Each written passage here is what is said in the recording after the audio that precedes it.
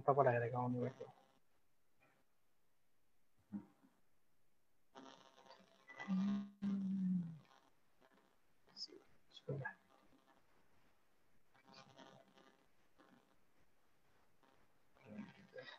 जय मिसे सम्पूर्ण आदरणीय हाम्रा दाजु दिदी भाइ बहिनी अङ्कल आन्टी है बडा बडी सबैजनालाई प्रभु श्रीको नाममा प्रेमी जय मिसे छ। आज पनि हामी फेरि तपाईहरुको साथमा यो जिउँदो पानी लिएर आएका छौं। दाजु रमेश सर मेरो साथमा हुनुहुन्छ। आज चाहिँ हामीले हिजो यहाँ छोडेका भागहरू छन् त्यसको बारेमा हामी पढ्नेछौँ है। अनि यो विशेष यो त हामी पढिसकेको है।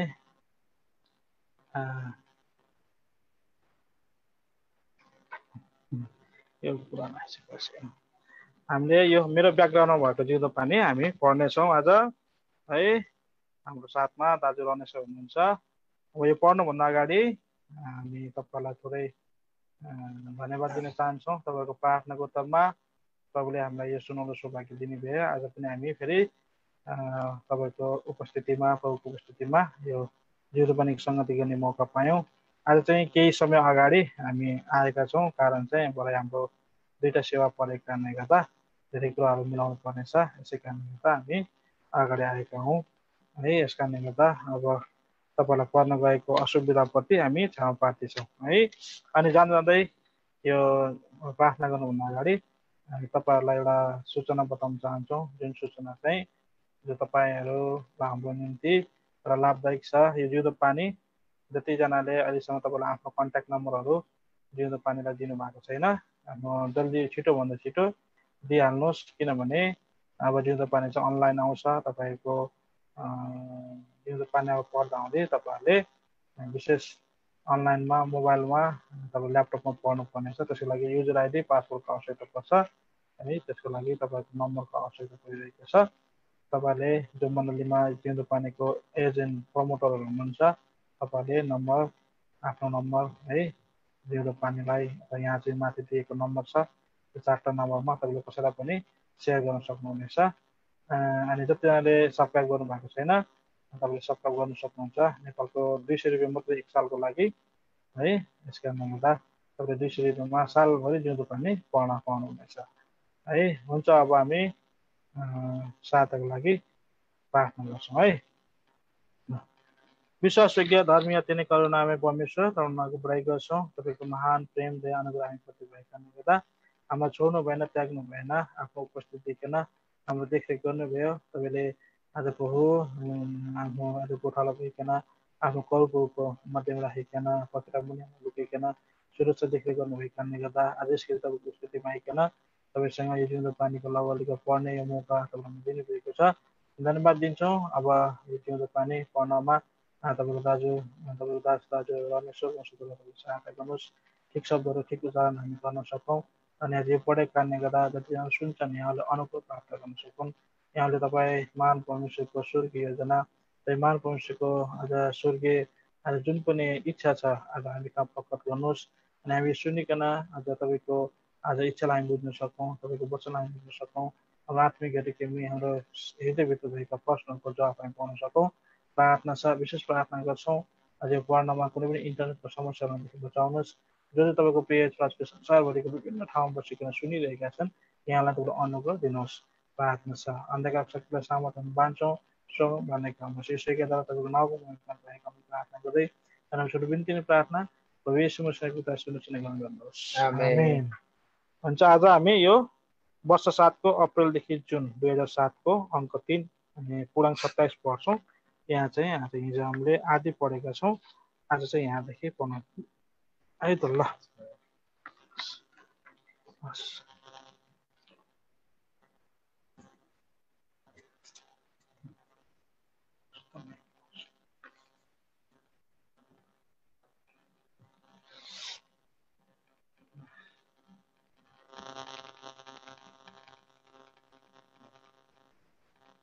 किन तिनीहरूले धोका दिँदैनन्?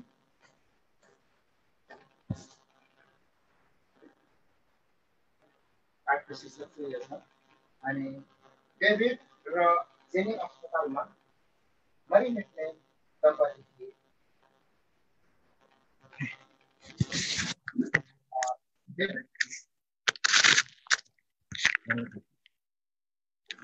सरी यहाँनिर पढ्नु। डेभिड र जेनी आपसमा मरिमेट्ने दम्पति थिए। तिनीहरूको सुन्दर घर औ एउटै बालकको कारण आनन्दको साथ दाम्पत्य जीवनको गाडी चलिरह्यो। साथै चर्च जाने भक्तजनहरूप्रति उति सरोकार नराख्ने प्रवृत्तिका थिए। आइतबार चाहिँ तिनीहरूको खबर कागज पढ्ने साथीसँगै भेट्न गजबको विश्राम दिन हुन्थ्यो। यद्यपि कहिलेकाहीँ भक्तजनहरूको निमन्त्रणामा जेनी बाहिर निस्कने गर्थिन्। एक दिन उसले ख्रिस हृदयको ढोकामा नामक चर्चित चित्र किनेर घर लगिन्। आमा छोरा खुबै अचम्मले त्यस चित्रलाई भित्तामा टाँगेर हेर्न लागे। बेलुकी बाबु आइपुग्न साथ सानो छोराले उसको ध्यान भित्तामा टाँगिएको चित्रतर्फ औल्याउँदै भन्न लागे, बाबा ऊ को हुनुहुन्छ? मलाई भन्नुहोस् न बाबा। डेभिडले चित्रतर्फ नजर उठायो तर उसले केही जवाफ दिएन। त्यस चित्रले कसलाई सङ्केत गरिरहेको थाहा भए पनि ऊ बोलेन। तर सानो बालकलाई अस्वीकार गर्न सकिँदैन थियो। फेरि प्रश्नहरू बर्सन थाले, बाबा ऊ को हुनुहुन्छ? मलाई भन्नुहोस् न बाबा। आखिर उसले भन्यो, ऊ एउटा सानो मान्छे हो। कस्तो मान्छे बाबा? उसको नाम के हो? बालकको उत्सुकताको अघि लाचार भएर उसले भन्यो, ख्रिस्ट। तर उसले के भनिरहेको बाबा? के तिमीले देख्दैनौ? उसले ढोका ढकढकाइरहेको छ। डेभिडको उत्तर थियो, कहिलेसम्म ढकढकाइरहन्छ बाबा? मलाई थाहा छैन। उसको खस्रो उत्तर थियो। बालकले फेरि सोध्न लाग्यो, के को लागि ढकढक गरेको बाबा? किनभने ऊ भित्र प्रवेश गर्न चाहन्छ। उसको बाबुले भन्यो, किन तिनीहरूले ढोका खोली दिँदैनन्? प्रश्नमाथि प्रश्नहरू दोहोऱ्याउँदै बालकले सोधिरह्यो। यो अवधि नै तिखो प्रश्न भएकोले डेभिड र जेनी दुवैले टाढो भाग्न खोज्दै भन्यो, मेरो छोरा, मलाई थाहा छैन। बेलुकीको भोजनको समय थोरै बातचित भयो। केवल सानो बालक घरिघरि भनिरहेथ्यो, म भए त ढोका खोलिदिने थिएँ। तपाईँले खोल्नुहुन्थ्यो बाबा। भोजनको क्रम सिद्धियो। बाबु चाहिँ आमालाई यसो भनेर भोजनको क्रम तल लागे। तब प्रश्नहरूको निम्ति म खडा हुन सक्दिनँ। त्यस रात डेभिड र जेनीले तिनीहरूका छोरा ख्रिसको नक्सा औ उसले गरेका प्रश्नहरूको विषयमा बातचित गरे। पत्नीले भनिन्, ओहो, ऊ त नक्साको पछि नै लागि परेको छ। बिछाउनमा जाँदा समेत भनिरहन्थ्यो, म इच्छा गर्छु त्यस मान्छेलाई भित्र पस्न देऊ। यो त अचम्मै भयो, पत्नीले भन्न लागे। बेलुकीको भोजनको समयदेखि नै म सोचिरहेछु। मैले मेरो हृदयदेखि यी कुरो बाहिर निकाल्न सकेको छुइनँ। किन तिनीहरूले ढोका खोलिदिँदैन? जेनी, म विश्वास गर्छु त्यही हातले मेरो हृदयको ढोका पनि त्यही समय अघि नै ढकढकाउँदै थियो। तर आजको ढकढकाइ अझ जोड भएको छ।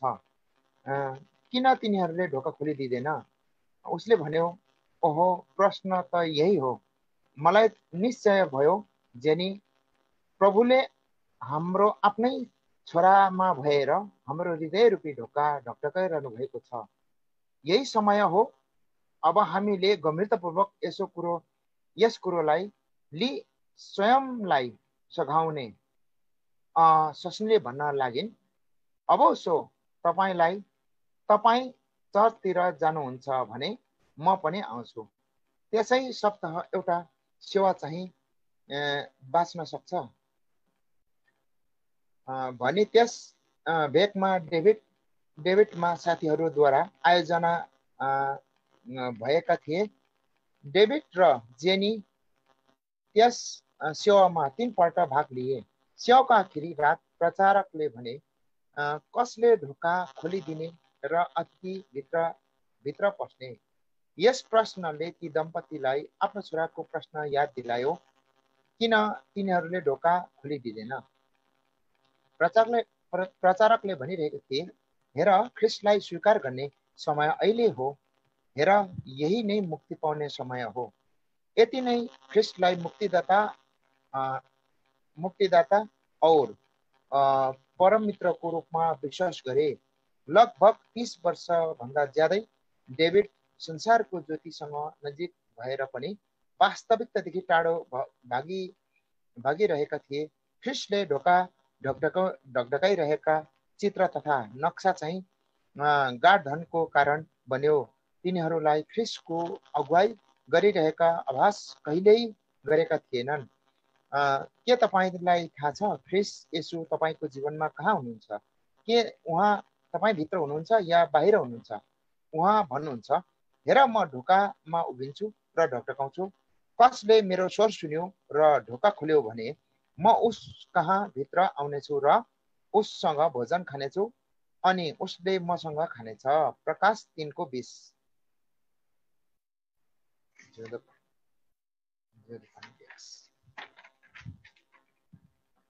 अनि यो पाठको शीर्षक छ सन्डे स्कुल। शीतल वसन्तकी मन्द पवनसँगै झरझर झरनाको मधुर झन्कारले झन्कृत भई गीत गाउँछिन् मेरो सन्डे स्कुल।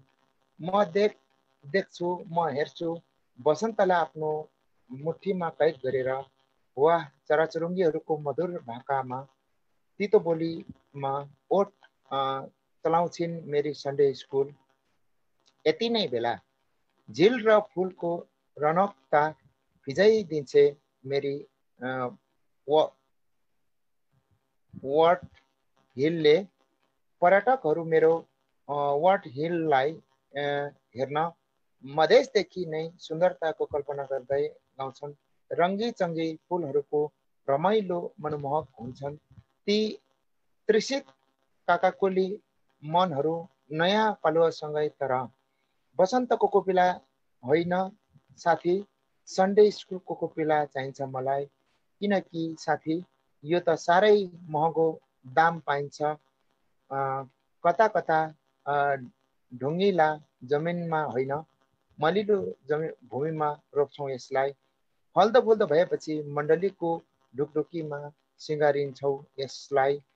खेदो र सतवाटको डढेलोले भतभती पोले तापनि यो कोपिलाहरूलाई जोगाउँछौँ हामी, किनकि यो त स्वर्गबाट दिएको हो।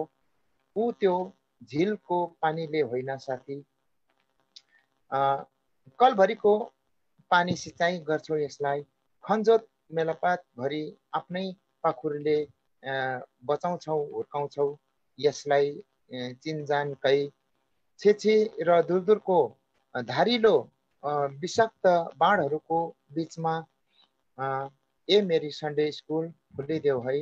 बाबरी मखमली लाली र गुलाब नै मगमगी झरझर्ती बगालेर वेदना पीडाको वेदीमा ख्रिस्ट झैँ बलि हुनुपर्छ। तिमीले जीवनमा केही गरेछु भन्ने हुन्छ। यसर्थ फलामे होइन, पवित्र होस् हृदयको तिम्रो। तब त ढुकढुकीको पनि साह्रै ठुलो सम्मान हुन्छ।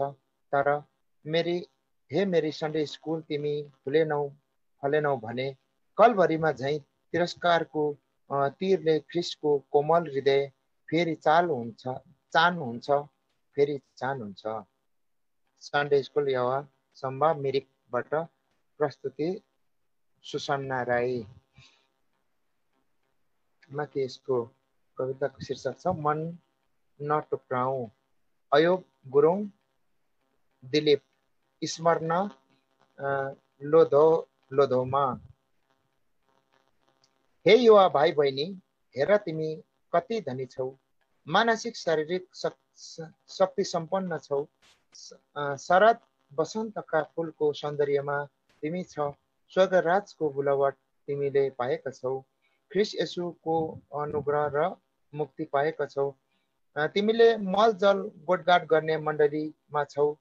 तिम्रो भलो चाहने आत्मिक शारीरिक माता पिता दाई भाइ बहिनी भाइ र दिदी बहिनीहरू पाएका छौ। असल खराब छुट्याउने विवेक तिम्रो छ। स्वीकार वा इन्कार गर्ने तिमीसँग हृदय छ। परमेश्वरको वचन तिम्रो हातमा छ र हातमा, मुखमा र मनमा छ। सुसङ्गतिको निम्ति सुसमय र सुअवसर छ। चेतावनी र बुझाउने चिचिँदै छौ। नियन्त्रण र आज्ञा पालनले सुरक्षित हुनेछौ। पिताको इच्छा पूरा गर्ने तिमी आशाको बिरुवा हौ। यसैले ख्रिस्ट र मण्डलीको सुझाव तिमीलाई यी आत्मिक धन जोगाउन र सिद्ध बन्नलाई। उडाउ पुत्र एसाप र सिमोन झैं नहौ। पिता पुत्र पवित्र आत्मा र गोठालाको मन नटुक्राऊ।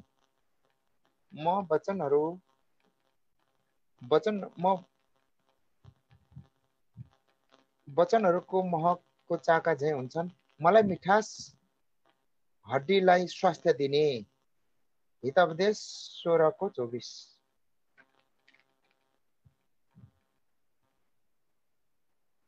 हारूनको लौरो लौराहरू। यो पाठको शीर्षक छ यसैले नयाँ कोपिला लाग्ने हारूनको आशिषमय लौरो जस्तै बनाऊ। लौरो भन्न साथ सबैलाई एक प्रकारको औजारको भान हुन्छ। प्राय पशु प्राणीले पनि मानिसको हातमा लट्ठी देखे तर्सिन्छन्।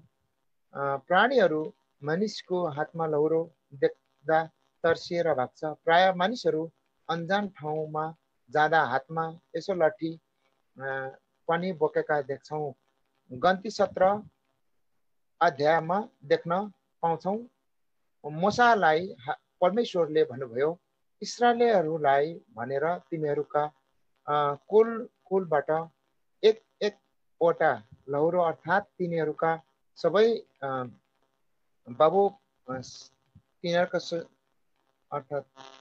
सबै बाबुपट्टिका घरनाहरू अनुसार 12वटा लौरो हरेकको नाम तैँले आफ्नो लौरोमा लेख। अब हरेक कुलबाट एउटा एउटा लौरो भेला गरेर लेवी कुलको लौरोमा यही हारूनको नाम लेखेर बीचमा राखेर एक बिटा लौरो मूसाले साक्षी पार्टी भएको सामुन्ने परमप्रभुको सामुन्ने राखिदिए। म हुँ जो सो हुँ, म हुँ भन्ने परमेश्वर। प्रस्थान 3:14। जसले आकाश पृथ्वी र यसमा भएको हरेक थोक बनाएको हुँ। तर यी मानिसहरू किन मेरा दास मूसा हारूनको विरोधमा गनगन गर्छन्? परमेश्वरलाई थाहा थियो यी इस्राएलीहरूको बीचमा एक दल गनगने झुण्ड पनि छ जसले परमेश्वरलाई चिनेका छैनन्। यी मानिसहरूका हृदयको अवस्था परमेश्वरलाई थाहा थियो। तिनीहरू गनगन गराइको वास्तविकता चाहिँ थाहा लागेको देख्दछौँ। अब उनीहरूका बीचबाट गनगन हटाउनुको लागि परमेश्वरलाई एउटा नयाँ काम गर्नु पर्यो। तापनि परमेश्वरलाई यो काम गर्नु कुनै गाह्रो थिएन। निधारबाट पसिना नजुटुन्जेल बुद्धि नख्याउनु परेन, कसैलाई सल्लाह दिनु पनि परेन। मानिसहरूका निम्ति असम्भव परमेश्वरमा सम्भव। मर्कुस 10:27। मोसाले एक बिटा लहुरो लिएर गए तापनि त्यो गनगनाउने दलमा कुनै घबराहट भने देखिँदैन। अब भोलिपल्ट बिहान तिनीहरूले हेरिरहेका थिए। हिजो यो मुसा र हारूनले हरेक कुलबाट एउटा लहुरोमा नाम लेखेर लगेका थिए। यसको परिश्रम के हुँदो रहेछ त? गन्ती 17:9। सम्भवतः तिनीहरूले विभिन्न प्रकारका बहाना गरिरहेका थिए होलान्। आज वर्तमान मण्डलीमा पनि यस्तै प्रकारको अवस्था देखिन्छ।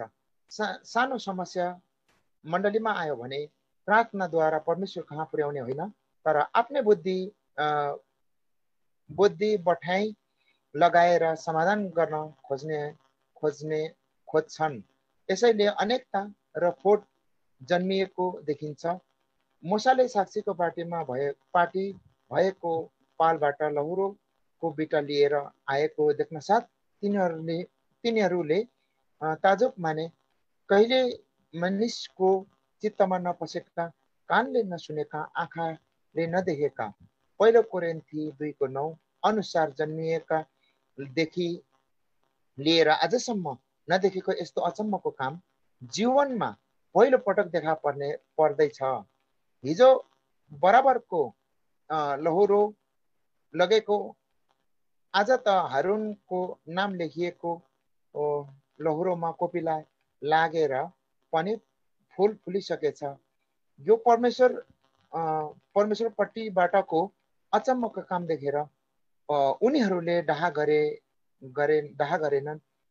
हारूनको लहुरोको यो नयाँ दृश्यले उनीहरू तोडिएर तत्काल भन्न लागे, अब हामी नष्ट भयौं, बर्बाद भयौं, हामी सबै नष्ट भयौं। गन्ती 17:12। यो हरेक कुल र हरेक घरनाको लहुरोले आज सबै जातिको मानिसहरूलाई दर्शाउँछ भने कोपिला लागेको हारूनको लहुरोले दोस्रो कोरिन्थी 15:17 अनुसार नयाँ जन्म पाएको मानिसहरूलाई दर्शाउँछ। एक रातभरिले अन्धकारमय जीवनलाई देखाउँछ भने जब बिहान भयो यसले ज्योतिमा ख्रिस्ट आइपुगेको देखाउँछ। आफ्नै सबै पुरानो चाल छोडेर अब परमेश्वरको हातमा। यूहन्ना सुसमाचार 15:16। तिमीहरूले मलाई चुनेनौ, मैले तिमीहरूलाई चुने, अब जाओ र फल फलाओ। नयाँ जीवन कोपिला लागेर पनि फुल फुले र आहा, कागजी बदाम त पाकिसकेछ पनि, जुन फल चाहिँ गलाती 5:22 मुताबिकको फललाई बताउँछ। कागजी बदाम रूपी चारैतिर लटरम्म हेरौँ लाग्ने आत्माको फल प्रेम, आनन्द, मेलमिलाप, सहनशीलता, कृपा, भलाइ, विश्वास, नम्रता, संयम। प्रभु येशूलाई विश्वास नगर्दा हाम्रो जीवन पनि त्यही लहुरो जस्तै थियो, जुन लहुरोले खाली अर्काको भुल दोष देखाउने, आफ्नोलाई अर्कालाई पर गरी कुद्ने, घोच्ने, ठेल्ने, तान्ने देख्दै सुन्दै डरलाग्दो। उदाहरणको लागि उत्पत्ति 30:37 अनि 43 हेर्नुहोस् न। याकुब र लाबानमा सानो तमासा छ र अब हामीले प्रभुलाई विश्वास गरेका छौं, अब चाहिँ यस्तो हुनुहुन्न नि फेरि। र त आज धेरैजनाले जसको जीवनमा साँचो क्रुसको काम भएको छ उनीहरूले जीवन गवाइदिन्छन्। मैले प्रभुलाई नपाउँदा प्रभु येशूलाई विश्वास नगर्दा मेरो जीवन यस्तो थियो, कस्तो थियो, जुन कुरा परमेश्वरको दृष्टिमा नठिक रहेछ, मैले त्यही काम गरेर पाप गरिरहेको छु। मलाई उद्धार मुक्ति भनेको केही थाहा थिएन। आमाको गर्भबाट पाप मा जन्मिएको कुरा पनि थाहा थिएन। मैले फेरि मैले मूर्ति पूजा गर्थे, झगडा गर्थे, डाहा गर्थे, घमण्ड गर्थे, बाहिरी श्रृङ्गारले शोभित भएर परमेश्वरले दिएको रूपलाई बिगार्दै रहेछु। अभिलाषाले साँच्चै व्याप्त भएको थिए, त्यही अभिलाषा बढेर मलाई मृत्युमा पुर्याउने रहेछ, जुन चाहिँ परमेश्वरको दृष्टिमा नठिक र पाप रहेछ। यही पापको कारण मलाई कहिले चैन थिएन, शान्ति भनेको मलाई थाहा पनि थिएन। मेरो हृदयमा अशान्ति गरिरहने सबै पापहरू मैले यसु ख्रिस्टको रगतमा धोइ मागे र साँच्चै उहाँको रगतले मेरो सबै पापलाई धोइदिनु भयो र यो अशान्ति र बेचैन हृदयमा शान्ति आनन्दले भरिदिनु भयो। यसरी साँच्चै गवाइदिन्छन् नै। यसरी अब हामीले पनि प्रभुलाई चिनेर पनि फेरि ती अविश्वासीहरू जस्तै भएर उनीहरूसँग एउटै हलोमा जोतिन्दछौँ भने 2 कोरिन्थी 16:14 झगडा गर्दछौँ, डाहा गर्दछौँ भने अथवा बाइबलले नदिए तापनि आफ्नै बठाइमा चल्दछौँ भने अब के तपाईँ हामीले पनि ती गनगने इस्राएलीहरू झैँ बन्ने बेला आइपुगेको छैन र? हामीले परमेश्वरको दृष्टिमा पाप गर्यौं। यदि प्रभुको आगमन हामी नष्ट हुने रहेछौँ, बर्बाद हुने रहेछौँ, प्रभुले क्षमा गरून्। अब हामी प्रभुतर्फ फर्कन्छौँ। गन्ती 17:12 प्रभुलाई धन्यवाद होस्। हेर्नुहोस्, भजन सङ्ग्रह 89:32, हितोपदेश 10:13, विलाप गीत 3:1, हितोपदेश 26:3, लहुरो, बेत, चाबुक, लट्ठी, कोर्रा नाम सुन्दै आङ सिरिङ्ग हुने खालको नाम मात्र नदिएर परिवर्तन जीवन नाम, कति सुन्दर नाम, सुनौ लाग्ने नाम। जकरिया 11:17 अनुसार पहिलो नम्बर अनुग्रह नामक लहुरो र दोस्रो नम्बर एकता नामक लहुरो जस्तै भएर अब हामी साँच्चै परमेश्वरको अनुग्रहमा बाँचेका छौँ भने उहाँको अधीन अथवा मण्डलीको अधीनमा रहौँ। ख्रिस्ट येशूमा अनभिज्ञ रहेका मानिसहरूले वर्तमान मण्डली बारे सकारात्मक ढङ्गले चर्चा गरिरहेका छन् के त? अहो, केही क्रिस्चियनहरू त के साह्रो मिलेर काम गरेको। यिनीहरू त एउटै मनका मानिसहरू पो रहेछन्। गन्ती 23:9 र 10 लहुरोको अर्को काम मालिकको हातमा चुपचाप रहनु हो। आवश्यकता अनुसार मालिकले प्रयोग गर्नुहुन्छ। परमेश्वर हाम्रा मालिक हुनुहुन्छ। फेरि परमेश्वरको इच्छा बिना आफ्नै इच्छा लगायौँ भने साँच्चै दुष्टको हतियार बनी अनुग्रह नामक लहुरोको सट्टा बगालको बीचमा बाँसो नामक लहुरो बनेर बगाललाई भित्र नपारौँ। यूहन्ना सुसमाचार 10:12 एकता नामक लहुरोको सट्टा विभाजन नामक लहुरो बनी मण्डलीमा गडबडी र असन्तुष्टि ल्याइरहेका हुन्छौँ, जुन ठम्याइ आशिषित हुने छैन। त्यसैले नयाँ कोपिला लाग्ने हरुनको आशिषमय लहुरो जस्तै बनाऊ। तितस 3:10 तपाईको लहुरो तिनैले मलाई सान्त्वना दिन्छन्। भजन सङ्ग्रह 23:4 जिउँदो पनि अङ्क 14 अब यो पाठको शीर्षक छ अविश्वासको विनाश अनि लेखक हुनुहुन्छ ठुली। व्यापारित विपरीत निर्णय। बेगोनियाको झुप्पाहरूले गमलाई ढाकी सुन्दर लोभ्याउने रङहरूभित्र हाँसिदिँदा त्यो पाखा रमाइलो देखिन्थ्यो। गुलाबको अर्को रूप अवधि मनमोहक। उस बेला ती पाखाहरूको सिर्पेत चाहिँ श्वेत हिमाल थियो, जहाँ चिसो स्वच्छ हावाले स्पर्श गरिरहन्थ्यो। त्यो उत्तर पूर्व सिक्किमको बाटो इन्डिया प्रेसमा कार्यरत अविनाशले रुचाएका रमाइलो स्थान थियो। त्यसबेला मानिसको आबादी पनि थोरै। मानव प्रकृतिको सर्वश्रेष्ठ ठाउँ गान्तोक सहरदेखि केही टाढामा अवस्थित अति सुन्दर, प्राय 30 वर्ष अघिको कुरो हो। जवान अविनाश छातीभरि धेरै आकाङ्क्षाहरू लिएर त्यो पाखा पखेरु सृष्टिकर्ताको गुणगान गर्दै हिँडिरहेको भावनात्मक औ आध्यात्मिक गहिरो सम्बन्धमा गाँसिएको कारण त्यो स्थान छोडी कतै जाने इच्छा थिएन। त्यहाँको ढुङ्गा माटो धरीले उसको पाइलाहरूको स्पर्श थाहा गर्थ्यो। सधैँ मृदु मुस्कान छर्दै हिँड्ने अविनाशले यसु प्रभुमाथि विश्वास गरी अविनाशी जीवन प्राप्त गरेका थिए।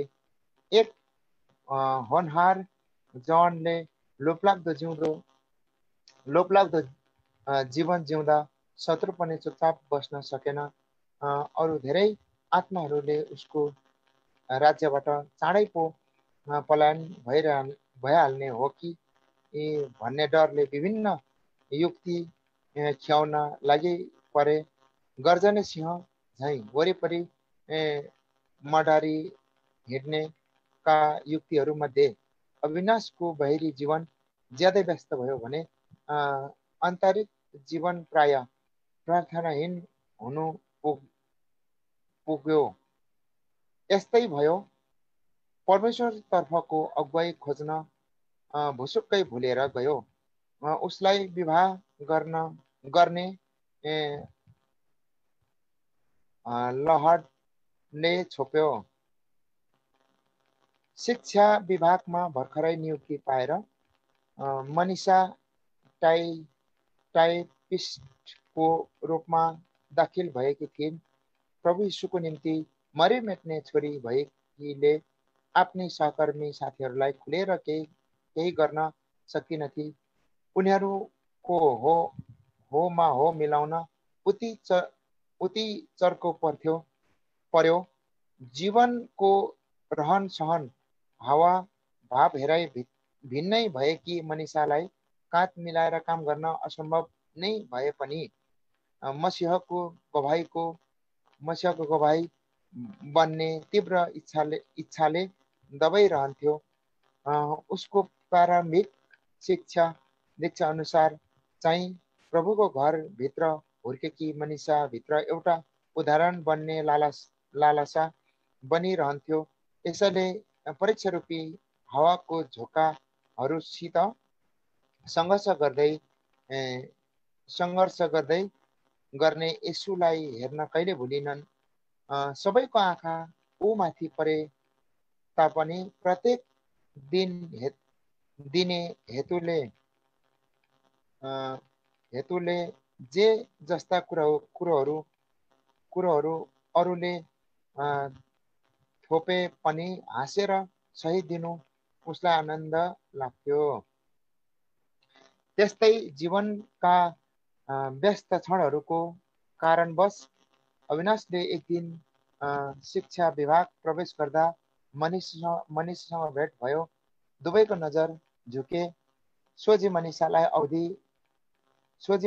अवधि रुचाए।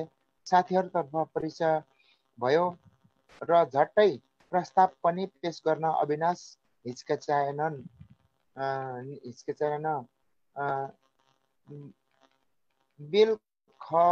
बिलखबन्द मनिषा खडा भइरहन्, किनकि उसँग यस र नो उत्तर थिएन।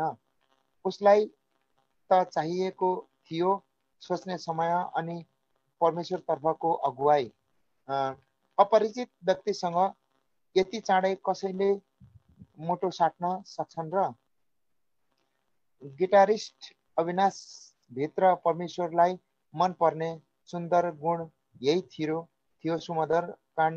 सुमधुर कण्ठहरूले उहाँसित स्तुति जयगान गर्दा वातावरण नै रमणीय हुन्थ्यो। महिमाको राजा यसु खुसी भएको अनुभव हुन्थ्यो। मनिषाको कारण एउटा स्वार्थलाई हृदयभित्र हुर्किन दिँदै अविनाशले चान मारी सेवा धाउन थाल्यो। आतुरी रहेका अविनाशलाई मनिषाको स्वीकृति चाँडै आउने आशा थियो। तर एउटी नारीको निम्ति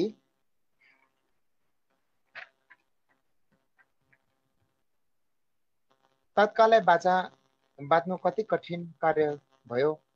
प्रभुको अगुवाई खोज्न ऊ बाध्य बनेकी थिइन्। क्षणिक अवधिभित्र निर्णय लिन र दिन गाह्रो थियो। उसको अभिभार लिएर खडा हुने मण्डलीका सेवकहरूको सल्लाह लिनु थियो। समय लम्किँदै गयो। आशाको विपरीत खिन्न हृदय लिएर चानमारीदेखि फर्किएका अविनाश आफ्नै दफ्तरका कलिगसँग मोहित हुनु पुग्यो। उमेरको भिन्नता भए तापनि किन कलिग राम्रो लाग्न थाल्यो। सायद त्यस्तै हुनु थियो। शत्रुले मुख बाहेर अविनाशलाई पर्खिरहेको पत्तो पाएन। ठुलो खाल्डोभित्र जाकिन पुगे। यसरी ती दुईको परिचयमा दूरत्व आएको थियो। हतारमा बिहे गर्नु, फुर्सदमा पस्ताउनु भने झै अविनाशले आफ्नो कर्तालाई चट्टै भुलेर कारण बन्यो। उसको वैवाहिक जीवन प्रारम्भमा नै आफ्नी नवदुल्हीलाई क्रुसको बाटोमा डोर्याउने प्राणहरू छाताछुल्ल भए। एउटी ज्योति चम्कनै नपाई अन्धकारमा बिलाइन्।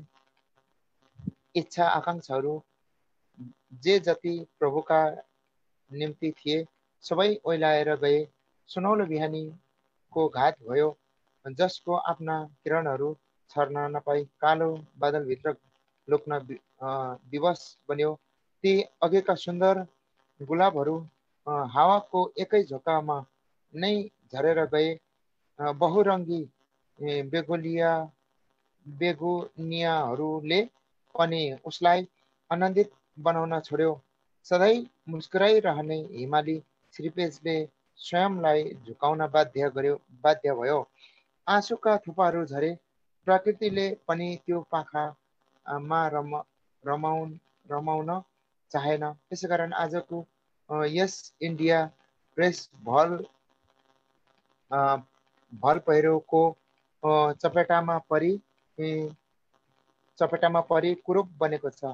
स्वच्छ हावा बहने पखेराहरू दूषित भएका छन्। जनसङ्ख्याको बढ्दो बाढले वातावरणै फोहोर देखिन्छन्, किनकि यस भेगतिर एउटा अनमोल आत्मा हराएको छ। उसले बाटो भुलेको छ।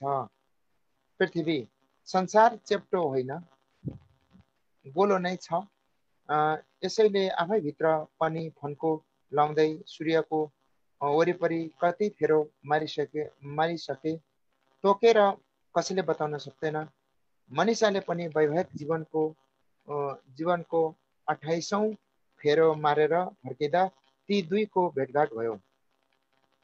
मोहन तामा दुवैले अभिवादन गरे।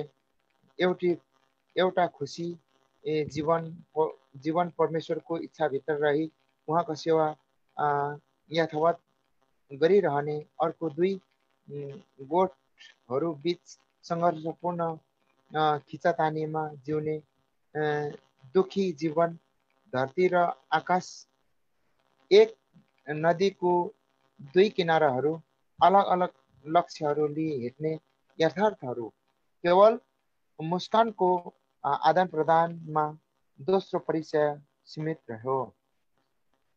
विश्वासको जहाज डुबे पश्चात सांसारिक तौरमा अविनाशको जति नै उन्नति भए तापनि हृदयको शान्ति फेरि पलाउन सकेन। ऊ अशान्ति खोजमा दिल्लीतिर स्थानान्तर लिई हिँड्यो। एक्लोपनले उसलाई अझै खिज्याउन थाल्यो। पानी बिनाको माछाहरू सरह छटपटाउन थाल्यो। कहिलेकाहीँ गान्तोकमा छोडिआएको परिवारको यादले सताउँथ्यो भने कहिले सेवा घरहरूमा रनक प्रसाद गाएको गीतको सम्झना हुन्थ्यो। सिक्किम हाउस दिल्लीमा कार्यरत अविनाश फुर्सदको समयमा घुमफिर गरेर स्वयंलाई भुलाउने गर्थ्यो। यस्तै क्षणहरूमा फेरि नागाल्यान्डकी सुन्दरीसँग उसको गोरेटो ठोकिन पुग्यो। बस ती दुईको भेट प्राणमय सूत्रमा परिणत भयो। अब अवैध जीवन जिउन उसको निम्ति साधारण विषय बन्यो। आफ्नो विवेकको विरुद्ध ऊ चल्ने भयो। एक पति औ बाबुको कर्तव्य चट्टै बिर्सिदियो। आफ्नो पदको दुरुपयोग गर्न थाल्यो। अब उसको मोल नै के रह्यो र? किरिङ किरिङ फोनको आवाजले झस्केर अविनाश रिसिभर उठाउँदै बोल्न लाग्यो। हेलो सर, आज त तपाईँ स्वयं फ्यामिली कोर्ट अदालतमा खडा हुने दिन हो। अविनाशको निजी सचिवालयले याद दिलाउँदै थियो। ओहो, म नजाँदा हुँदैन र? हो सर, तपाईँको उपस्थिति जरुरी छ। ल रिसिभर राख्दै सोच्न लाग्यो। कति समय छिटो बितेछ। दिल्लीदेखि पोस्टिङ आएको पनि हिजै नै जस्तो भयो। दुईटी स्त्रीको बीचमा आज के निर्णय दिनुपर्ने हो? दुवै गोठका छोराछोरीलाई माया नै लाग्छ। आफ्नै खुन कसलाई अपनाउने अनि कसलाई त्याग्ने? विशृङ्खलताले भरिएको जीवन अवधि दुख्न लाग्यो। दोस्रोचोटि पनि अथाह खाडलभित्र जाकिन अघि अविनाशले स्वयंलाई रोक्न सकेन। परिणामस्वरूप आज उसको जीवन डावाडोल भयो। न मरिजानु न गरी खानु। ओफ, ठिक बाटो बिराएपछि अविनाश अन्योलमा पर्यो सधैँभरिको निम्ति। सामाजिक मर्यादाको कारण जेठी र दुई छोराछोरीलाई घरको साँचो थम्याई सुदूर गाउँतिर अविनाश लागे।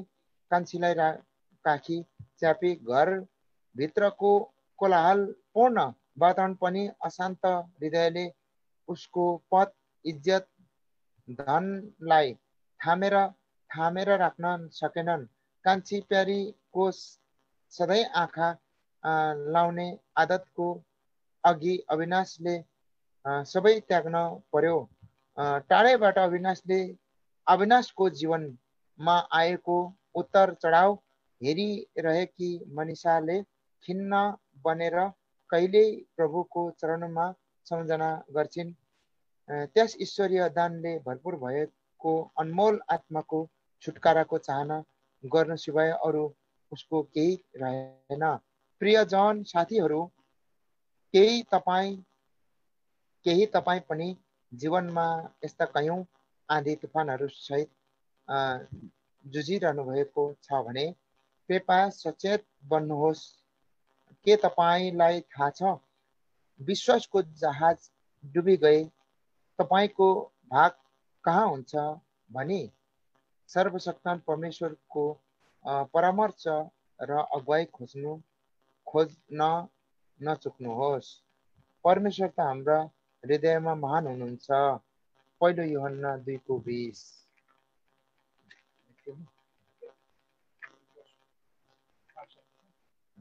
पाठ सक्यो।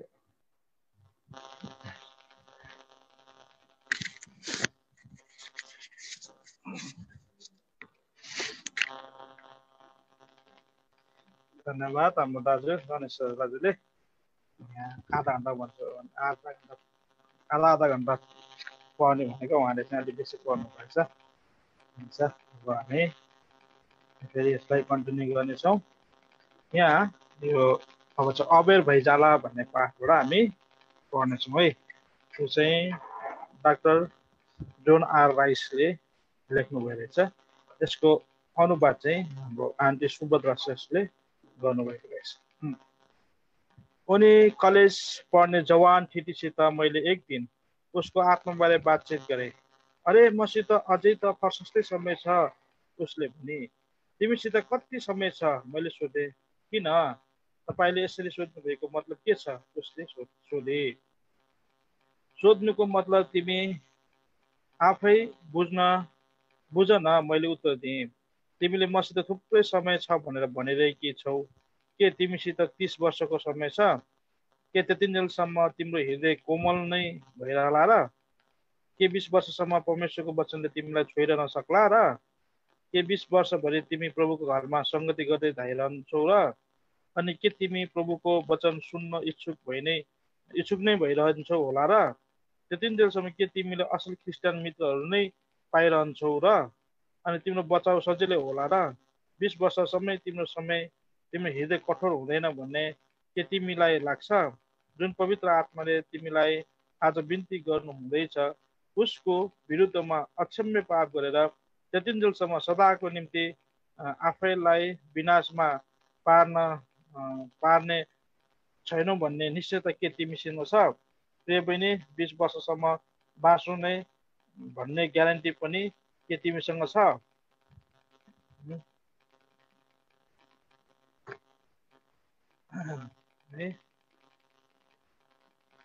अहो होइन, मैले त्यस्तो भन्न खोजेको होइन, उसले भने। त्यसो भए के तिमीसित 15 वर्ष छ? मसित प्रशस्त समय छ भने तिमी भन्छौ। तिमीसित के पक्का 15 वर्ष छ? त्यति लामो समय बाँच्छु नै भनेर त म कहाँ भन्न सक्छु र, उसले भने। त्यसो भए तिमीसित 10 वर्षको समय त पक्का छ होला, उसले यस विषयमा पनि पक्का गरी भन्न सक्दिनँ भनेर भने। त्यसो भए 5 वर्षको समय त पक्का नै तिमीसँग होला, होइन? अनि त्यो समयमा त म प्रभुलाई विश्वास गरिहाल्छु नि भन्ने तिमीलाई होला, मैले सोधिनी गरेँ। त्यस कुराले त्यस केटीको ओठ काप्न थाल्यो अनि त्यो रुन थाले। मलाई आज घर पुग्नु नै भनेर पनि पक्का छैन। रात पर्न अघि नै पनि म मर्न सक्छु, उसले भने।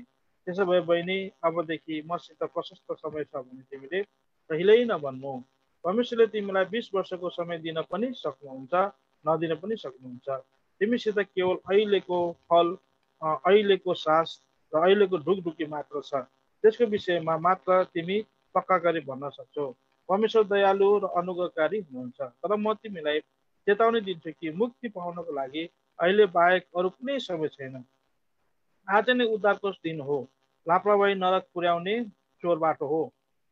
है, यदि तपाईँ आत्माप्रति लापरवाही हुनुभयो भने एक दिन तपाईँ भयङ्कर शास्तिमा बिउजिनुहुनेछ।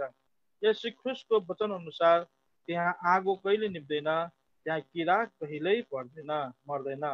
ओहो, आज नै मेरो बिन्तीलाई ध्यान गर्नुहोस्, सुसमाचार सुन्नुहोस्।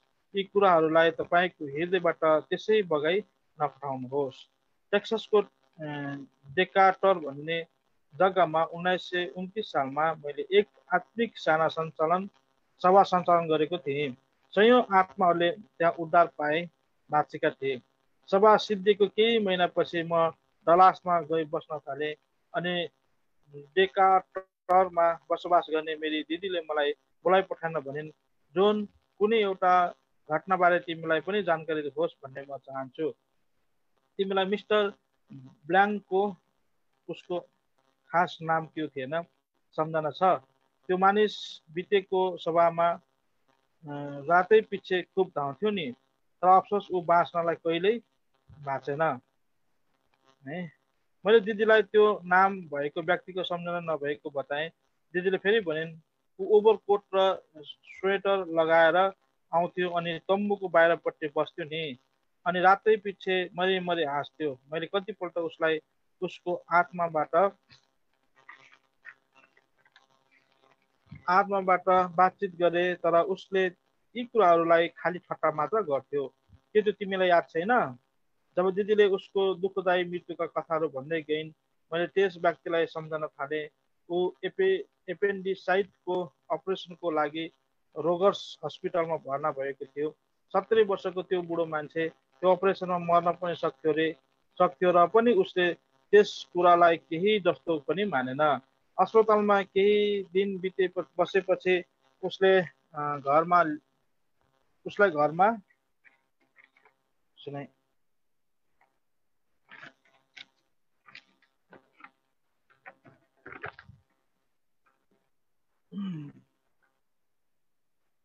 अपरेसन गर्न पनि सक्थ्यो रे, तब उसले त्यस कुरोलाई केही वास्ता पनि गरेन। अस्पतालमा केही दिन बसेपछि उसलाई घरमा ल्याइयो। तुरुन्तै उसको अवस्था बिग्रन थाल्यो अनि सिकिस्त भइहाल्यो। डाक्टर सक्दो प्रयास गरे। आखिरमा उनले एक दिन त्यस रोगीलाई भने, तपाईँले आफ्नो इच्छा पत्र बनाउनु भएको छ, अझ पनि तपाईँले केही गर्नु बाँकी छ भने गरिहालेको असल छ, किनकि मैले सक्दो तपाईँको लागि प्रयास गरेँ र हालत सुध्रनको साटो बिग्रिँदैछ। त्यस बेला गर्मीको समय थियो। घरका झ्याल ढोकाहरू सबै खुल्ला थिए। त्यो बुढो मान्छे ओछ्यानमा लडेरै परमेश्वरसित यति जोड जोडले चित्कार गर्दै बिन्ती गर्दै कि सडकको तल तल र माथि माथिसम्म ऊ चिच्याएको सुनिन्थ्यो। ऊ घरि चिचाइ उठ्थ्यो, घरि बिन्ती गर्थ्यो, घरि सलाप्थ्यो अनि घरि प्रार्थना गर्थ्यो। उसले भनिरहेको थियो, हे परमेश्वर, मलाई यसरी मर्न नदिनुहोस्। म मर्ने लायकको भएको छुइनँ। मलाई प्रस्ताव गर्न अझै निकै समय लाग्छ। हे परमेश्वर, तपाईँ तयार हुने समय नदी यसरी लैजानु राम्रो कुरो होइन। मर्नुको केही मिनट अघि मात्र यसरी चिच्चाए उठ्ने ख्रिसलाई लत्याउने त्यस वृद्ध दुष्ट मानिसको अनुहार त्यस बेला डरको पसिनाले लछप्पै भिजेको थियो। मर्ने बेलाको चित्कारबाट यही थाहा लागिरहेको थियो कि एक दिन ख्रिसमा बाँच्ने नै छु भन्ने त्यसले सोचेको रहेछ। तर हाय, त्यसको पर्खाइ बेसी लामो भयो। मृत्युको मुखमै पुग्दा पनि परमेश्वरले मलाई क्षमा गर्नुहुन्छ भने त्यसले विश्वास गर्न सकेन। त्यसले प्रस्ताव गर्न सकेन।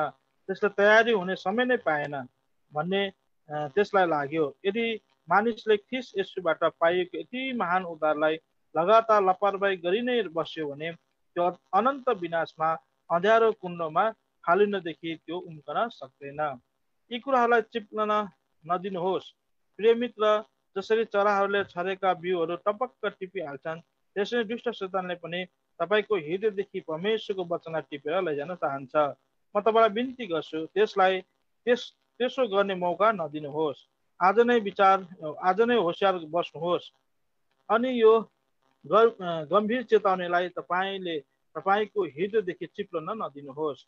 जबसम्म प्रभुलाई पाउन सक्छु उहाँलाई खोज। उहाँ नजिक हुनुहुँदा नै उहाँलाई पुकार। एशिया 55 छ मा परमप्रभु यसो भन्नुहुन्छ, यसकारण पवित्र आत्मा भन्नुहुन्छ, आज तिमीहरूले उहाँको शब्द सुन्यौ भने रिस उठाएको दिनमा जस्तो गरी तिमीहरूको हृदय कठोर नपार। हिब्रू 3:7-8। आजको दिन नै प्रभुलाई विश्वास गर्ने र बाँच्ने दिन हो। यदि तपाईँले आफ्नो मुक्तिलाई लापरवाही गर्नुभयो भने तपाईँले आफ्नो जीवन त्यसै खेरो फाल्नु हुनेछ। पापको ज्याला कमाउनु हुने तपाईँको हृदय दिन प्रतिदिन कठोर हुँदै जानेछ। यी कुराहरूले मलाई तपाईँ उम्कनु हुन्न। अझै तपाईँले यो महान मुक्तिलाई लापरवाही नै गरिरहनु भयो भने अनन्तका लागि नरकमा फालिनदेखि पनि तपाईँ उम्कनु हुन्न। तर आज यदि तपाईँ बाँच्न चाहनुहुन्छ भने परमेश्वर तयार हुनुहुन्छ। ख्रिस्ट तपाईँको लागि मरिदिइसक्नु भएको छ अनि तपाईँको पापको ज्याला आफ्नो क्रुसको मृत्युद्वारा तिरिदिइसक्नु भएको छ। उहाँले प्रतिज्ञा गर्नुभएको छ, जो म कहाँ आउँछ त्यसलाई म कुनै रीतिले त्याग्ने छैन। यूहन्ना 6:37 पद। उहाँले कुनै पश्चातापी प्रभुमा भरोसा गर्ने हृदयलाई त्याग्नुहुन्न। के तपाईँ आफ्नो हृदय उहाँलाई दिन इच्छुक हुनुहुन्छ? तपाईँको पापको क्षमाको लागि, मुक्तिको लागि अनि स्वर्गमा घर बनाउनको लागि के तपाईँ उहाँमा भरोसा पर्न तयार हुनुहुन्छ? यदि तपाईँ इच्छुक हुनुहुन्छ भने परमेश्वर पनि तयार हुनुहुन्छ अनि सबै विषयको छलफल यसै बेला हुनेछ। अहिले नै उहाँलाई पुकार्नुहोस्। अहो, आज नै र अहिले नै उहाँको क्षमा र दया रूपी दानलाई स्वीकार्नुहोस्। प्रभुलाई मुक्तिदाता भनी विश्वास गरी स्वीकार गर्न चाहनुहुन्छ भने म तपाईँलाई प्रभु येशूसित तल लेखेको अनुसार बिन्ती गर्नुहोस् भन्ने सल्लाह दिँदछु। तर याद राख्नुहोस्, यो बिन्ती तपाईँको साँचो बिन्ती होस्। बिन्ती, हे प्रभु येशू, म पापी छु। कतिपल्ट पापलाई जानेर नै पनि मैले लापरवाही गरेको छु। म मेरो आत्माको उद्धारप्रति लापरवाही बनेको छु, त्यसलाई लट्याएको छु। आज म आफ्नो पापलाई मानिलिन्छु। परमेश्वरले दिनुभएको दया र अनुग्रहलाई म आज स्वीकार्छु। मेरा सबै पापहरूलाई तपाईँले कल्वरी क्रुसमा बहाउनु भएको रगतले धोइदिनुहोस्। आजदेखि उसो तपाईँको इच्छा अनुसार म जीवन बिताउँछु। मेरो बाँकी जीवन तपाईँलाई सुम्पन्छु। प्रभु येशूको नाममा आमेन। है, यो थियो अघिको। अब अर्को यहाँ पाठ आएको छ, आग्रह। युवा वर्गमा आत्मिक कमजोरीहरू हुनु हुँदैन भनेर यहाँ चाहिँ जिउँदो पानीको 27औं अङ्क युवा विशेषाङ्क हुने निदो भएको 26औं अङ्कको विशेष सूचना पढेपछि मेरो यस संवेदनशील मनलाई जे जति कुराहरूले छोएको छ समरूप ती सबै अनुभव वा घटनालाई समावेश गरी लेखन पछिको सूक्ष्म रूपको भव्यतालाई ग्रहणशीलता दिँदै हाम्रा अग्रज युवा अनि वर्तमानमा युवाहरूको विश्वासको भित्रै आकार दिएर जीवितता प्रदान गर्ने सत्य तथ्यहरूलाई स्वर्णिम भविष्यसित त्यस मण्डलीमा जवान छोराछोरीको प्रभुप्रतिको असीम प्रेम, त्याग र बलिदानमा निर्भर गर्दछ। हाम्रो लागि हाम्रा मण्डलीका कर्णधार युवाहरू हाम्रा अमूल्य निधि हुन्। आँट, भरोसा, उत्कृष्ट र प्रेरणाका निर्धन हुन्। आखिर हामी जवानहरूले नै त भविष्यमा मण्डलीहरूका खाँबाहरू निर्माण गर्ने जिम्मेवारी लिन तम्सेका छौँ वा हुन्छौँ।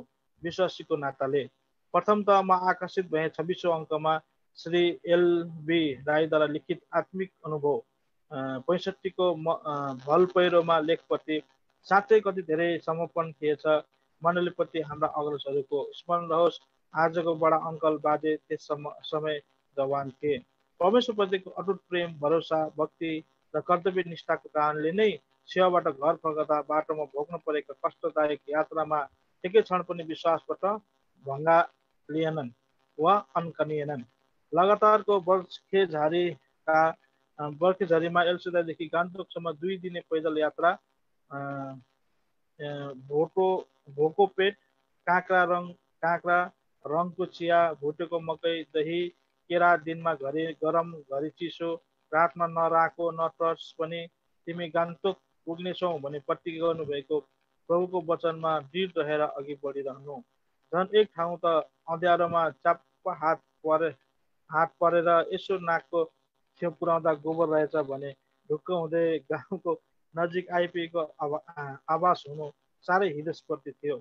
कति मिठो अनुभूति आजका हामी जवानहरूको निम्ति र सायद यो दन्त्यकथा हुन जाला, किनकि अहिलेको युगमा हामीलाई टाढा सेवा जान परे मण्डलीको आँगनमै गाडी आइपुगेको हुन्छ।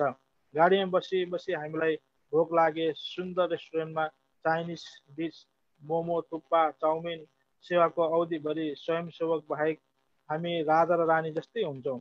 वचन सुन्नु, खाना खानु, सुत्नु मात्र काम हुन्छ र पनि केही कुराको अपुग भए जस्तै कम्पाउन्डभित्र चहलपहल गनगन या भनौँ आत्मिक कुराको कसैलाई त्यति वास्ता छैन जस्तो। उहिलेका जवानहरूले कसरी नजिकबाट परमेश्वरलाई महसुस गर्थे, सुन्थे, बात गर्थे भने यस आधुनिक युगमा किन हामीले धेरै हदसम्म परमेश्वरसितको घनिष्ठता गुमाइसकेका छौँ? निश्चय पनि प्रश्न उठ्छन् हाम्रो हृदयमा। मलाई लाग्छ दोष समयको हो, सायद अहिलेको समय अन्यलको समय हो। उहिलेका जवानहरूले समयलाई आफ्नो अधीन तुल्याउन सक्थे भने अहिले हामी समयको अधीन छौँ। दिन प्रतिदिन विज्ञानको प्रगतिले मानिस अझ भ्रष्टतामा अन्यलमा पर्दै जाँदैछन्। उपदेशक 1:18 अनुसार मानिसले जति धेरै जान्यो त्यति नै धेरै दुःख पाउँछ। सर्वप्रथम विज्ञानको देन मोबाइललाई हेरौँ, जसले विश्वासीको जीवन प्रक्रियालाई पुरै परिवर्तन गरिदिएको छ। 100% प्रलोभनले परीक्षामा फसाइसकेको छ। सेवा सुरु हुनुभन्दा अघि बिन्ती सहित उद्घोषणा भएको हुन्छ, कृपया मोबाइल स्विच अफ गरिदिनुहोला। वचन पानी जस्तै पुरा बहावमा बहिरहेको हुन्छ। अटेरीहरूको मोबाइल टिटी ट्याक गर्दै बज्न थाल्छ। सबैको ध्यान त्यतिर आकर्षित। वचन ल्याउने दास पनि एक क्षण त अकमकिन्छन्। यसले मोबाइलवालालाई त नोक्सान हुन्छ नै, साथै ध्यानमग्न भएर वचन सुन्ने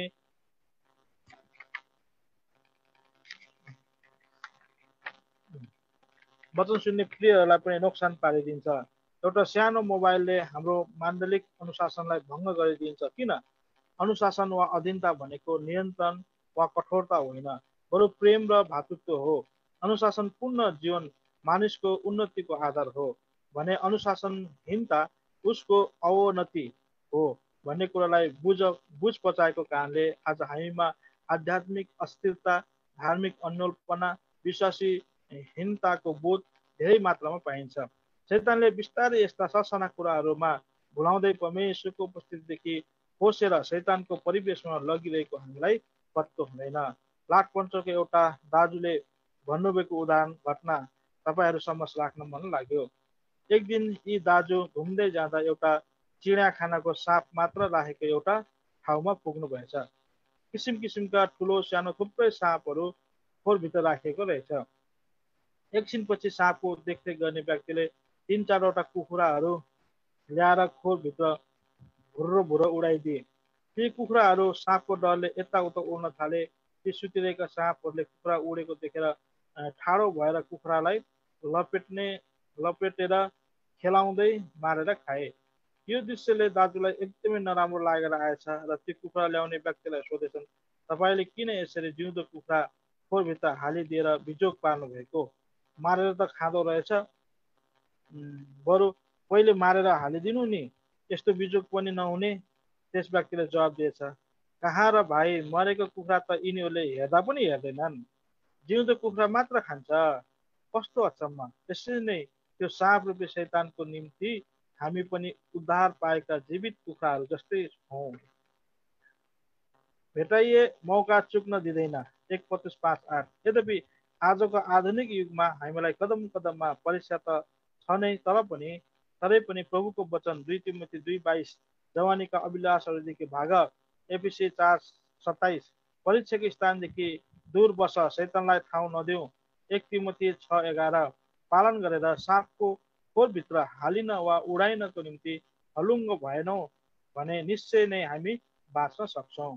आजको आधुनिक युगमा हाम्रो आध्यात्मिक अवस्थामा धेरै नै ह्रास आइसकेको छ र भन्नुमा अत्युक्ति नहोला। एफिसी 3 अध्याय अनुसार हाम्रो आत्मिक हात हतियार उत्कृष्ट भए तापनि कमजोरीले हामीलाई गाँजिसकेको छ। तरै पनि साँचो उद्धार पाएका वर्तमानका जवानहरूले पनि उहिले जस्तै नयाँ जोस र नयाँ जाँगर लिएर सेवाको निम्ति मरिमेटेका देख्छौँ। धेरै युवा दाजुभाइ दिदीबहिनीहरू नौलो उमङ्गका मनसँग आत्मिक गोरोटाभित्र अग्रगामी भएको पनि देखिन्छ। जतिकै आधुनिकताले रुमलिएको भए पनि हृदयको सोझोपनमा, सरलतामा प्रभुलाई पहिलो स्थान दिएका जवानहरूले कष्टदायक परिस्थितिमा पनि प्रभुको सेवा गरिरहेको देखेका छौँ, सुनेका छौँ। यस्तै पहाडको रुङरुङे डाँडाहरू, तराई, खोला, नाला, भिर बाखा केही नभनी प्रभुको सेवामा अग्रसर बनेका हाम्रा केही जवानहरू पहाड हुँदो हल्लेसीको बुला भन्ने ठाउँबाट गइरहेका थिए। कसरी ती बाँदरहरूको आक्रमणबाट बाँच्ने, ती जवानहरूले भरको बल प्रयोग गरेर ढुङ्गा मुढाले लोहोर्याएर बाँदरको हुललाई धपाए। त्यसपछि एकजना विश्वासी दिदीको घरमा पुगेर बुलामा घटेको घटना वृत्तान्त सुनाए। यो सुनेपछि दिदीको वृद्ध सासूले भन्न थाल्छन्, एक दिन सेवाबाट फर्कदा म छिटो हिँड्न सकिन र बुहारीले बिस्तारै डोर्याउँदै ल्याउँदा हामी धेरै पछि छोड्यौँ। त्यति बेला त्यही बुला भन्ने ठाउँमा आइपुग्दा हामीलाई पनि बाँदरहरूको हुलले घेरेर आक्रमण गर्न हामीतिर लम्कन थाले। हामी दुई अबला नारीहरूले कहाँ जुझ्नु त्यति धेरै बाँदरहरूसित। केही उपाय नदेखि म थपक्क घुँडा टेकेर झोलाबाट बाइबल झिकेँ र उत्पत्ति 1 अध्याय खोलेर भने, तँलाई र मलाई सृष्टि गर्ने सृष्टिकर्ताको छोरी म हुँ। तँलाई र मलाई सृष्टि गर्ने सृष्टिकर्ताको छोरी म हुँ। मलाई के गर्छस् गर। बाँदरको बिचबाट एउटा ठुलो अगुवा बाँदर बिस्तारै हामीतिर आयो। मलाई र बुहारीलाई राम्ररी हेऱ्यो। के बुझ्यो कुन्नी फनक्क फर्केर गयो। त्यसको पछि पछि अन्य बाँदरहरू पनि लुरु लुरु गए। यो जिउँदो साक्षी सुनेर बेशक ती जवानहरू चकित हुनुको साथमा शर्मको पनि महसुस गरे होलान्। तर यहाँ ती दुवै विश्वासमा केही पृथकता छैन। हामी शरीरमा भएकोले शारीरिक आत्मामा छौँ। बाइबलमा यस्ता अनेक उदाहरणहरू पाउँछौँ। कोही बलले, कोही बुद्धिले अनि कोही प्रार्थनाले बाँचेका थिए। दाउदले गोलियतसित युद्ध गर्दा सिंहको मुख च्याप्दा घुँडा टेकेर प्रार्थना गरेनन्, बुद्धिसहित बल प्रयोग गरे। ततावटको समयमा सुरुङभित्रका कैयौँ विश्वासीहरूलाई सिंहको अघि फालिदिए। उनीहरूले पनि सिंहको अघि फालिँदा घुँडा टेकी प्रार्थना गरे र सिंहकै एकै घाँस बनाइए भने अर्कोतर्फ प्रार्थनाले दानियललाई सिंहको मुखबाट बचाए। उहिलेको अनि अहिलेको विश्वास त्यही हो। प्रभु येशू पनि उही हुनुहुन्छ। हिजोआज सधैँभरि एक समान हामी जवानहरूको सेवा गर्ने जोस र उत्साह पनि त्यतिकै छ। पृथकता वा फरक यति मात्र छ कि आजको युगमा हामीलाई हाम्रो मन र हृदयलाई अनुचित राख्न थालेका छौँ। बाइबलले बताउँछ अभिलाषा गर्भवती भएर पापलाई जन्माउँछ। याकुब 1:15। चुम्बनले काठ, घाँस वा पराललाई आकर्षण नगरेर नगरेर चुम्बकलाई नै आकर्षक गर्छ। जसको हृदयमा जे कुराको बिउ छ त्यही उम्रन्छ, फुल्छ र फल लाग्छ। आज हामी यस्तो संसारमा बाँचिरहेका छौँ जहाँ सही र गलत बीचको भिन्नता अस्पष्ट अनि विस्तृत भएको छ विकृत भएको छ। कुनै कुरो सही वा गलत त्यो व्यक्ति विशेषको सोचाइमा निर्भर हुन्छ। संसारको झुटो प्रचार प्रसार, विज्ञापनहरू, लोकप्रिय मनोरञ्जन सञ्चार माध्यम र मनोवृत्तिहरूको सामना ज्यादा गर्नु परेको हुनाले हामी यस्तो सोचाइ भएकाहरू शैतानको घातक आक्रमणमा सजिलो पराजित हुन्छौँ। किनकि शैतानलाई मानव कमजोरीहरू थाहा छ। त्यसको चतुराईपूर्ण चालले हामीलाई विश्वासबाट भट्काएर खतराजनक स्थितिमा फसाउने मनसाय सजिलै पुरा भइरहेको छ। यसर्थ आधुनिकतालाई बढावा दिएर विश्वासको स्तर घटाउने मूर्खता नगरौँ। सुख र शान्तिको चाहना गर्नु मानव मात्रको स्वाभाविक चरित्र हो। जुन सुखको प्रबन्ध अहिले हामीलाई छ त्यो उहिलेका हाम्रा अग्रजहरूलाई पटक्कै थिएन।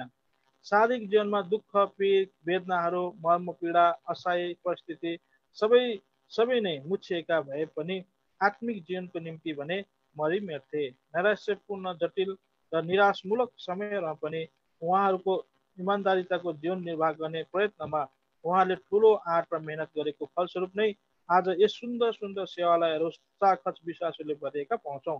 उहाँहरूले 100 रुपियाँ खर्च गरेर 4 आनाको नाफा पनि पाउने आशा लाग्दैन थिए भन्ने हामी कतातिर छौँ। कतै हाम्रो सेवा 1 रुपियाँ खर्च गरेर 100 रुपियाँको नाफा खोज्ने जस्तै त भएको छैन। आधुनिकता र वैज्ञानिक चमत्कारको चक्करमा हामी जन्मजात पापी छौँ। 1 यूहन्ना 1:7 अनुसार शुद्ध पारिएका धर्मीजन हौँ। हाम्रो मनसाय असलै भए तापनि आफ्नो छली हृदयले गलत तर्क गरेर वा बहानाहरू बनाएर हामीलाई छल्न सक्छ। हाम्रो अभिलाषा, पाप र अशुद्धताले गर्दा परमेश्वरको इच्छा पूरा गर्ने हाम्रो सङ्कल्प सजिलै ओइलाए आत्मिक युद्धमा सतर्क रहनुपर्ने भाव हराएर जान्छ र जीवनमा आउन सक्ने आक्रमकहरूको सामना गर्न तयार हुँदैनौँ र सजिलै फस्न सक्छौँ। त्यसकारण हामी सतर्क हौँ। आध्यात्मिक कमजोरी देखा पर्न नदेऊ। बरु नम्र र साहसी जवान युवा भएर आध्यात्मिक कमजोरीहरू, अभिलाषाहरूलाई चिनेर त्यसमाथि विजय हासिल गर्न कदम चाल्दै हाम्रा अग्रजहरूको जीवनलाई सेवामा अनुसरण गर्ने कोसिस गरौँ। अन्त्यमा मेरो आन्तरिक हृदयमा लागेका कति कुराहरू, उदाहरणहरू, घटनाहरू म जस्तो अनभिज्ञले यथाशक्ति व्यक्त गरेको छु। कसैलाई ठेस पुर्याउनुको निम्ति होइन। यसमा त्रुटि हुन गए क्षमा प्रार्थी छु। बहिनी पेमा जिम्बा माउन्ट पुस्का दार्जिलिङबाट। अब एउटा यहाँ कविता रहेछ, यसलाई पढेर हामी आजको जिउँदो पानी पढाइलाई चाहिँ यहीँ बिट मार्नेछौँ है। पर्खाल तोडेर भन्ने छ। मणिप्रकाश देवान, गोसेन ललितपुर काठमाडौँबाट। ईर्ष्या, क्रोध र दाहले छाएको असभ्यताको पर्खाल विरोध र निन्दालाई अगाल्दै भेदभावको दृष्टिले उठाउने गरेको छ। मान्छेमा विभाजन गराउने कुकर्मको इट्टाले बनेको पर्खाल, सर्वनाशको जोगाड गर्ने एउटा अडिक किल्ला। तर दिन बित्दैछ, समय परिवर्तनमा छ, घडीको सुई छिटो छिटो चल्दैछ। अहङ्कारको घुम्टो ओढ्ने त्यो पर्खाल चित्कारहरूमा विवश हुँदैछ। छलकपट र अन्यायको झन्डा फरफराउने त्यो पर्खाल अगाध अग्निकुण्डमा सदाको निम्ति उखेलिएर फ्याँकिँदैछ। म त यहाँ आफ्नो सुगा होइन, तर आफ्नो हृदय फटाएर आफ्नो लुगा हुने चाहिँ सुगा चाहिँ आफ्नो लुगा होइन, तर आफ्नो हृदय फटाएर परमप्रभु आफ्नो परमेश्वरतिर फर्कँदै सत्यताको नारा जगाउँदैछ। तिरस्कार, गिल्ला र सतावटको पर्खाल तोडेर। धन्यवाद। अब हामी आजको जिउँदो पानीलाई हामी यहीँ राख्नेछौँ। बाँकी अब आउने दिनहरूमा प्रभुले समय दिनुभयो भने हामी यसलाई फेरि पढ्नेछौँ है। हुन्छ। अब जाँदा जाँदै हामी यो जिउँदो पानी जो हाम्रो त्रैमासिक मसीह पत्रिका अनलाइन आउँदैछ, त्यसको लागि तपाईँले आफ्नो कन्ट्याक्ट नम्बर सब्सक्राइब गर्नुपर्नेछ, रिन्यू गर्नुपर्नेछ र आफ्नो फोन नम्बर कन्ट्याक्टहरू चाहिँ जिउँदो पानीलाई उपलब्ध गराउनु भयो भने अब आउने जिउँदो पानी तपाईँहरूलाई युजर पासवर्ड चाहिँ उपलब्ध गराइनेछ, जसबाट तपाईँले www.jiउँदोपानी.com गएर त्यसलाई हेर्न सक्नुहुन्छ, पढ्न सक्नुहुनेछ है। हुन्छ। अब हामी अन्तिम प्रार्थना गर्छौँ। दाजु रमेशले अन्तिम प्रार्थना गर्नुहोस्।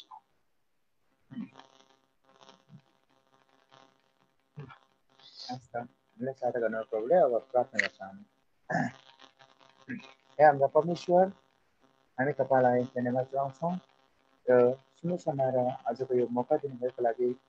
प्रभु, तपाईँ प्रेमी, तपाईँ धीरजी हुनुहुन्छ अनि आफ्नो छोरीहरूलाई चाहेको अनि आवश्यकता पर्ने कुराहरू केही पनि दिनलाई तपाईँ हिचकिचाउनुहुन्न जस्तो हामीलाई प्रभु अनि मलाई पनि आज यो दिनुभयो, आजको यो मौका दिनुभयो, आजको यो आशिषमय जीवनको बारेमा, यो उदाहरणीय जीवनको बारेमा एक भाइ र बहिनीको जो विषयमा आजको यो मण्डलीमा जो अहिले हामीलाई एउटा आशिषको कारण बन्ने प्रेरणादायक एउटा प्रभुजी एउटा गवाईको विषयको कुराहरू, एउटा उदाहरणको विषयको कुराहरू आज जो जति हामीले पढिगयौँ, जसको जीवनमा जसरी घटेको कुराहरूलाई हामीले वास्तविक कुराहरूलाई आज हामीले पढ्न पायौँ अनि एउटा यसरी प्रभुजी कविताबाट एउटा पाठको माध्यम भएर हामीलाई यो आजको तपाईँको साँचो प्रकारको यो जीवनमा घटेको कुराहरू अनि हाम्रो जीवनमा हुनुपर्ने कुराहरूलाई तुलनात्मक कुरा जो ढङ्गमा हामीलाई यो प्रष्टय रूपमा प्रष्टयको जो हामीले पढ्न पायौँ, सुन्न जति आफ्नो अनलाइनमा यहाँ जो आउनुहुने लाइभमा आउनुहुने आफ्ना प्रियहरूले सुन्न सक्नुभयो।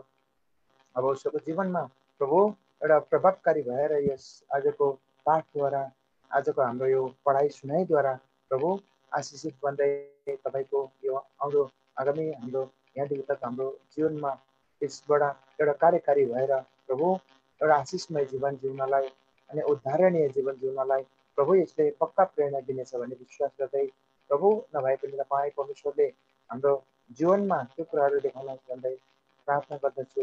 अब हामीले यहाँसम्म हाम्रो प्रार्थना ल्याउँ, बाँकी यो बाँकी अंशहरूलाई प्रभु आगामी समय भएदेखि तपाईँमा निरन्तर हामीले यो पाठलाई पढ्नेछौँ अनि बाँकी जो जति आज सुन्नु सक्नुभयो, जो जति हामीले पढ्न सक्यौँ, हामी सबै सुन्ने पढ्ने हामी जो जति छौँ प्रभु तपाईँले अवश्य आशिष दिनुभएको छ। हामी विश्वास गर्दै बाँकी समयलाई पनि तपाईँ हातले दिँदै तिमीले प्रार्थना धन्यवाद सहित प्रभु यीशुको नाममा ग्रहण गर्नुहोस्। आमेन। प्रभु यीशु ख्रीष्टको अनुग्रह, परमेश्वर पिताको प्रेम, पवित्र आत्माको संगति हाम्रो बिचमा, सारा विश्वको बिचमा, हाम्रो जिउँदो पानी परिवारको साथमा आजदेखि सदा सर्वदा एक समय बनिरहेका हुन्। आमेन। जय मसीह। सबैजना जय मसीह। धन्यवाद। हामीलाई साथ दिनुभयो, यहाँलाई धेरै धन्यवाद। जय मसीह।